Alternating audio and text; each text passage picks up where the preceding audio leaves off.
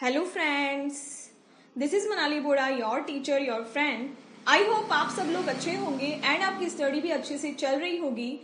तो फ्रेंड्स, आज हम लॉ का जो सेक्शन रिवाइज करने वाले हैं वो है सेक्शन 161, जो कि बहुत ही इंपॉर्टेंट सेक्शन है एंड इस सेक्शन से क्वेश्चन भी एग्जाम में आते हैं, तो हम इसको एकदम अच्छे से रिवाइज करेंगे। फ्रेंड्स, जो भी नोट्स मैं आपको यूज कर रही हूँ पढ़ाने के लिए वो सब मेरे टेलीग्राम चैनल पे अवेलेबल है, तो आप वहां पर ये ज्वाइन करके डाउनलोड कर सकते हो, जिसके लिंक मैंने आपको डिस्क्रिप्शन बॉक्स में प्रोवाइड की है। अब हम अपना लेक्चर स्टार्ट करते हैं।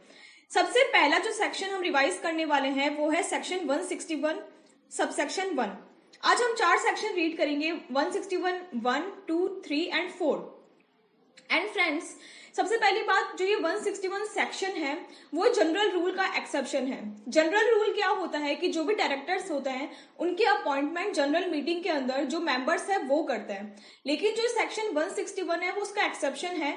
ये जो 4 सेक्शन हम पढ़ेंगे इसके अंदर जो डायरेक्टर्स की अपॉइंटमेंट है वो खुद बीओडी जो बोर्ड ऑफ डायरेक्टर्स है वो भी कर सकते हैं। तो अब हम इसको रीड करना स्टार्ट करते हैं। सबसे पहला जो सेक्शन हम रीड करने वाले हैं वो है 161 जो कि बोलता है एडिशनल डायरेक्टर।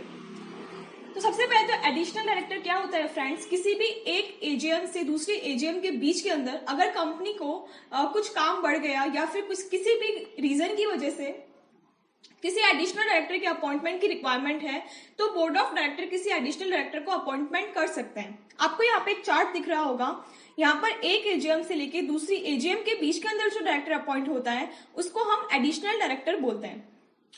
यहाँ पे इन चारों सेक्शन में आपको एक बात कॉमन है जो ध्यान में रखनी है कि आर्टिकल ऑफ एसोसिएशन के अंदर ऐसा लिखा हुआ होना चाहिए, मतलब उसके अंदर जो डायरेक्टर्स हैं उनको ये पावर दी गई होनी चाहिए कि वो इन चारों डायरेक्टर्स को अपॉइंट कर सकते हैं, तभी उनको ये राइट होता है कि वो एडिशनल डायरेक्टर या ऑर्डिनेट डायरेक्टर या कैजुअल वैकेंसी के अंदर या फिर नॉमिनी डायरेक्टर को अपॉइंट कर सकते हैं। तो मैंने यहाँ पे स्टार मार्क करके एओए लिखा है, जिसका मतलब है आर्टिकल ऑफ एसोसिएशन के अंदर ये पावर होनी चाहिए।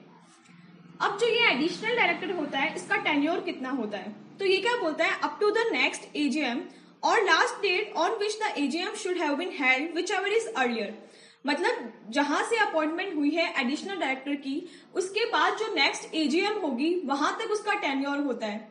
और मान लो किसी वजह से जो एजीएम है वो पोस्टपोन हो गई तो लास्ट डेट जहां पर एजीएम को हेल्ड होना था, शुड हैव बीन हेल्ड, तो वहां तक उसका टेन्योर होगा। मतलब इन दोनों में से जो भी इवेंट पहले होगा विच एवर इज अर्लियर, वहां तक इस एडिशनल डायरेक्टर का जो है वो टेन्योर रहेगा। नेक्स्ट क्या बोलता है, a person who fails to get the appointment as a director in the general meeting can not be appointed as additional director. ऐसा क्यों बोला गया है, क्योंकि फ्रेंड्स ऐसा हो सकता है कि जनरल मीटिंग के अंदर कोई डायरेक्टर है, उसको अपॉइंटमेंट करने के लिए शेयर होल्डर के सामने प्रपोजल रखा गया, लेकिन शेयर होल्डर ने मना कर दिया, मेंबर्स ने मना कर दिया उसको अपॉइंटमेंट करने से। तो ऐसा नहीं है कि जो बोर्ड ऑफ डायरेक्टर्स है उसी डायरेक्टर को as a additional director appoint कर दे। इसलिए ये प्रोविजन लाया गया कि ऐसा डायरेक्टर जिसको एजीएम के अंदर डिस्क्वालीफाई था या फिर जिसको अपॉइंट नहीं किया गया उसको हम as a additional director appoint नहीं कर सकते। तो इसके साथ ही हमारे सेक्शन खत्म होता है। आई होप आपको ये समझ में आया होगा। तो फ्रेंड्स, बहुत ही सिंपल सा सेक्शन था, इसमें कुछ भी नहीं था, बस दो एजीएम के बीच में जो डायरेक्टर अपॉइंट होता है उसको एडिशनल डायरेक्टर बोला जाता है, जिसके अपॉइंटमेंट बीओडी करेंगे और उनको ये पावर किसमें दी गई होगी, एओए के अंदर। ऐसा डायरेक्टर होगा उसका टेन्योर नेक्स्ट एजीएम तक या फिर जब भी एजीएम हेल्ड होने वाली है, दोनों में से जो भी इवेंट पहले होगा तब तक होगा। और इसके अलावा जनरल मीटिंग के अंदर अगर किसी डायरेक्टर को अपॉइंट करने से मेंबर्स ने मना कर दिया तो बीओडी उसको as a additional director appoint नहीं कर सकता। नेक्स्ट सेक्शन हम स्टार्ट करते हैं ऑल्टरनेट डायरेक्टर। सेक्शन 161(2) बोलता है ऑल्टरनेट डायरेक्टर के बारे में। ऑल्टरनेट डायरेक्टर बेसिकली क्या होता है कि मान लो किसी कंपनी का डायरेक्टर है मिस्टर ए, आपको डायग्राम दिख रहा होगा यहाँ पे, कोई XYZ कोई कंपनी है उसमें मिस्टर ए डायरेक्टर है। अब अगर ये मिस्टर ए है वो आउट ऑफ इंडिया जा रहा है तो उसकी जगह पे काम करने के लिए जो बीओडी है वो ऑल्टरनेट डायरेक्टर को अपॉइंट कर सकते हैं। ठीक है, तो यहाँ पर आपको एक चार्ट दिख रहा है, उसके अंदर मैंने क्या लिखा है, मिस्टर ए जो कि डायरेक्टर है XYZ कंपनी का, इसको हम क्या बोलेंगे, ओरिजिनल डायरेक्टर। ठीक है, अगर ये 3 मंथ्स और मोर के लिए आउट ऑफ इंडिया जा रहा है, अगर लेस देन 3 मंथ्स के लिए जा रहा है तो ऑल्टरनेट डायरेक्टर को अपॉइंट करने की पावर नहीं होती है बीओडी को। 3 मंथ्स और मोर के लिए अगर वो इंडिया से बाहर जा रहा है तभी वो ऑल्टरनेट डायरेक्टर को अपॉइंट कर सकते हैं। तो यहाँ पर बीओडी को ये पावर होती है कि वो किसी ऑल्टरनेट डायरेक्टर को अपॉइंट कर सकते हैं। तो यहाँ पे इस एग्जाम्पल के अंदर मिस्टर बी को मान लो उन्होंने ऑल्टरनेट डायरेक्टर अपॉइंट किया। अब इस मिस्टर बी का टेन्योर कितना होगा, तो ये बोलता है mister B had office up to the original director returns to India और a period not longer than the permissible to the mister A that is original director. मतलब कि जब तक मिस्टर ए वापस इंडिया आएगा आउट ऑफ इंडिया से, तब तक इसका जो टेन्योर है वो रहेगा, उसके आते ही वो अपना ऑफिस है मिस्टर बी वैकेट कर देगा, ठीक है। या फिर जो मिस्टर ए है जो ओरिजिनल डायरेक्टर, उसका जो परमिशेबल पीरियड था, मान लो उसको 5 साल के लिए अपॉइंट किया गया था और उसके इंडिया आने से पहले उसके 5 ईयर्स कंप्लीट हो गए, तो यहाँ पर जो मिस्टर बी है उसका जो टेन्योर है वो भी कंप्लीट हुआ माना जाएगा, ठीक है। आई होप आपको ये समझ में आया होगा। नेक्स्ट ये क्या बोलता है, any provision of automatic reappointment apply to the original director only. तो मतलब कि अगर मिस्टर ए का ऑटोमेटिक रीअपॉइंटमेंट होता है, तो ऐसा कोई अगर प्रोविजन यहाँ पर एप्लीकेबल होता है, तो ये पॉइंट यही बोल रहा है सिंपली कि जो मिस्टर ए है उसी को ये यहाँ पर राइट होगा ऑटोमेटिक रीअपॉइंटमेंट का। मतलब मिस्टर बी की यहाँ पर ऑटोमेटिक रीअपॉइंटमेंट नहीं होगी, मिस्टर ए को ही वो राइट होगा, यहाँ पे जो ओरिजिनल डायरेक्टर है उसी को राइट मिलेगा ऑटोमेटिक रीअपॉइंटमेंट का। नेक्स्ट ये क्या बोलता है कि अगर जो ओरिजिनल डायरेक्टर है वो इंडिपेंडेंट था, मतलब उसका अगर स्टेटस इंडिपेंडेंट था, तो जो भी मिस्टर बी या फिर जो भी ऑल्टरनेट डायरेक्टर बीओडी अपॉइंट कर रहा है उसका स्टेटस भी यहाँ पर इंडिपेंडेंट होना चाहिए, ठीक है फ्रेंड्स। नेक्स्ट ये क्या बोलता है कि मान लो यहाँ पर अगर मिस्टर ए है उसकी जगह पे यहाँ पे मिस्टर बी को अपॉइंट किया गया, एंड मान लो XYZ कंपनी का एक और डायरेक्टर है मिस्टर सी, वो भी अगर आउट ऑफ इंडिया जा रहा है, तो board of director mister B को यहाँ पर सी का ऑर्डिनेट डायरेक्टर अपॉइंट नहीं कर सकते।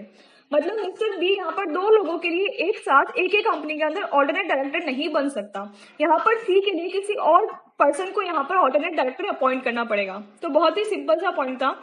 नेक्स्ट ये क्या बोलता है, a person holding the directorship in the same company is also not eligible for the appointed as alternate director of that company। तो बहुत ही सिंपल सा पॉइंट है, ये बेसिकली यही बोलता है कि अगर किसी कंपनी के अंदर मान लो XYZ कंपनी है एंड उसके अंदर एक डायरेक्टर है मिस्टर डी, ठीक है, एंड यहाँ पर मिस्टर ए अगर आउट ऑफ इंडिया जा रहा है तो मिस्टर डी को उसका ऑर्डिनेट डायरेक्टर हम अपॉइंट नहीं कर सकते। मतलब उसी कंपनी का डायरेक्टर उसी कंपनी का ऑर्डिनेट डायरेक्टर किसी और की जगह पे अपॉइंट नहीं हो सकता, ठीक है। आई होप आपको ये पॉइंट समझ में आया होगा। नेक्स्ट सेक्शन हम जो रीड करने वाले हैं वो है सेक्शन 161 सबसेक्शन 3, जो बोलता है नॉमिनी डायरेक्टर के बारे में। ये बहुत ही सिंपल सा सेक्शन है, इसमें कुछ भी नहीं है। जो भी बैंक्स होते हैं, एनबीएफसी होती है, जो गवर्नमेंट है, वो क्या है कि अपनी सिक्योरिटी चाहते हैं, इसलिए कंपनी के अंदर किसी नॉमिनी डायरेक्टर को अपॉइंटमेंट की पावर होती है। लेकिन यहाँ पर आपको कंफ्यूज नहीं होना, यहाँ पर जो उसका नॉमिनी डायरेक्टर की नॉमिनेशन है वो तो क्या करेगी, गवर्नमेंट करेगी, लेकिन जो अल्टीमेटली उसकी अपॉइंटमेंट होगी वो बीओडी ही करेगी, ठीक है। और यहाँ पर मैंने स्टार मार्क करके एओए लिखा है। फ्रेंड्स, इन चारों ही सेक्शन में एओए के अंदर ये राइट होना चाहिए बोर्ड ऑफ डायरेक्टर के पास में, ठीक है। तो एओए के अंदर ये राइट होना चाहिए बीओडी के पास कि नॉमिनी डायरेक्टर को वो अपॉइंट कर सके। नेक्स्ट ये बोलता है सेक्शन 161 सबसेक्शन 4 कैजुअल वैकेंसी। नाम से आपको पता लग रहा होगा, कैजुअल वैकेंसी हो जाए किसी भी रीजन से, तो उस वैकेंसी को फुलफिल करने के लिए बीओडी के पास में राइट होता है कि वो किसी और डायरेक्टर को वहां पर अपॉइंट कर सके। लेकिन यहाँ पर भी एओए के अंदर वो पावर होनी चाहिए। तो कैजुअल वैकेंसी कैसे हो सकती है, या तो किसी डायरेक्टर की डेथ हो जाए, या रिजाइन हो जाए, या रिमूवल हो जाए, या अदर किसी भी रीजन से उसकी कैजुअल वैकेंसी हो रही है, तो बीओडी के पास में पावर होती है कि वो उसकी जगह पे किसी और पर्सन को अपॉइंट कर सके। यहाँ पर मैंने अगर एग्जाम्पल लिखा है उससे आपको समझ में आ जाएगा। मान लो यहाँ पर कोई मिस्टर ए है, उसने क्या किया, रिजाइन कर दिया, ठीक है। तो बीओडी ने क्या किया, उसकी जगह पे काम करने के लिए मिस्टर बी को यहाँ पे अपॉइंट कर दिया। एंड यहाँ पर एक और बात आपको ध्यान में रखनी है कि जो भी मिस्टर बी होगा shall be subsequently approved in the general meeting. तो इसकी जो मिस्टर बी की सब्सिक्वेंट जो अप्रूवल है वो होनी चाहिए जनरल मीटिंग में। मतलब मिस्टर बी को मान लो आज बोर्ड ऑफ डायरेक्टर ने अपॉइंट कर दिया एज कैजुअल वैकेंसी होने पे, ठीक है। तो उसके बाद में जो नेक्स्ट जनरल मीटिंग होगी उसमें मेंबर्स की अप्रूवल होनी चाहिए मिस्टर बी को अपॉइंट करने के लिए उस कंपनी में, ठीक है। अब मान लो यहाँ पर एक और केस है कि मिस्टर बी ने भी रिजाइन कर दिया, तो यहाँ पर बीओडी के पास में पावर नहीं होगी मिस्टर सी को अपॉइंट करने के लिए। तो आपको यहाँ पे एक छोटा सा चार्ट मैंने बनाया है। मान लो यहाँ पर कैजुअल वैकेंसी होती है। एक सेकंड एग्जांपल हम लेते हैं, कोई रिलायंस कंपनी है, उसमें अगर ओमपुरी है वो डायरेक्टर है, अगर वो उसकी डेथ हो गई एंड उसकी कैजुअल वैकेंसी हो गई, ठीक है, तो बीओडी ने क्या किया, उसकी जगह पे किसी और पर्सन को, मान लो यहाँ पे राकेश रोशन को उसने अपॉइंट कर दिया ओमपुरी की जगह पे, ठीक है, एंड जो राकेश रोशन है उसकी भी मान लो डेथ हो गई, तो उस केस में जो बीओडी है वो किसी थर्ड पर्सन को यहाँ पर अपॉइंट नहीं कर सकती है। ऐसा क्यों फ्रेंड्स? क्योंकि कैजुअल वैकेंसी का मतलब क्या होता है कि जो जनरल मीटिंग के अंदर जिन पर्सन को मेंबर्स ने अपॉइंट किया था एज अ डायरेक्टर, अगर उसकी डेथ हो जाए या उसका रिमूवल हो जाए या उसका रेजिग्नेशन हो जाए तो उसको हम कैजुअल वैकेंसी बोलते हैं। लेकिन उसकी जगह पे किसी और को अपॉइंट किया तो वो तो बोर्ड ऑफ डायरेक्टर ने अपॉइंट किया है ना, तो उसको हम कैजुअल वैकेंसी नहीं बोलेंगे। तो मैंने इस चार्ट में यही लिखा है, बिकॉज एजीएम में जो अपॉइंट होता है डायरेक्टर, उसका प्लेस अगर वेकेंट होता है तो उसको हम बोलते हैं कैजुअल वैकेंसी। लेकिन अगर बीओडी ने अपॉइंट किया है और उसका अगर प्लेस वैकेंट हो जाए तो उसको हम कैजुअल वैकेंसी नहीं बोलते हैं, इसलिए बीओडी के पास में पावर नहीं होती है कि उसकी जगह पे किसी और पर्सन को वो अपॉइंट कर सके। ठीक है, आई होप आपको ये समझ में आया होगा। तो फ्रेंड्स, इसके साथ में ही हमारे ये चारों सेक्शन कंप्लीट होते हैं। मैंने ये कोशिश की कि मैं आपको अच्छे से समझा पाऊं। लास्ट एक और पॉइंट हम यहाँ पे देख लेते हैं, एक डिफरेंस का पॉइंट है, ये भी आपको एकदम से ध्यान में रखना है। फ्रेंड्स, क्या होता है ना कि यहाँ तो क्या होता है कि बोर्ड ऑफ डायरेक्टर क्या करता है, बोर्ड मीटिंग करके और बोर्ड रिजोल्यूशन पास करके और इन चारों डायरेक्टर को अपॉइंट कर सकते हैं, या फिर एक रिजोल्यूशन बाय सर्कुलेशन भी होता है। आई होप आपको ये पता होगा, लेकिन अगर आपको नहीं पता तो हम जो आगे चैप्टर्स करेंगे उसमें हमको पता लग जाएगा रिजोल्यूशन बाय सर्कुलेशन क्या होता है। तो फ्रेंड्स, जो सेक्शन 161, 1, 2 एंड 3 थे, मतलब जो एडिशनल, ऑल्टरनेट और नॉमिनी, उनके केस में तो जो बीओडी है वो क्या कर सकते हैं, बीआर इन बीएम, मतलब बोर्ड मीटिंग में रिजोल्यूशन पास करके भी अपॉइंटमेंट कर सकते हैं या फिर रिजोल्यूशन बाय सर्कुलेशन भी हो सकता है। लेकिन फ्रेंड्स, कैजुअल वैकेंसी के केस में कभी भी यहाँ पर रिजोल्यूशन बाय सर्कुलेशन नहीं होता। यहाँ पर क्या लिखा मैंने, appointed by BOD by BR in BM, hence resolution by circulation is not allowed here. ठीक है, तो ये पॉइंट आपको एकदम ध्यान रखना है। तो फ्रेंड्स, इसके साथ ही आज का डिवीजन लेक्चर हमारा कंप्लीट होता है। आई होप आपको समझ में आया होगा। अगर आपको अच्छा लगा तो मेरे चैनल को लाइक, शेयर एंड सब्सक्राइब जरूर करना और मैक्सिमम शेयर करना, ताकि बहुत से स्टूडेंट्स को इसका बेनिफिट मिल सके। तो मिलते हैं हम नेक्स्ट डिवीजन लेक्चर में। Thank you.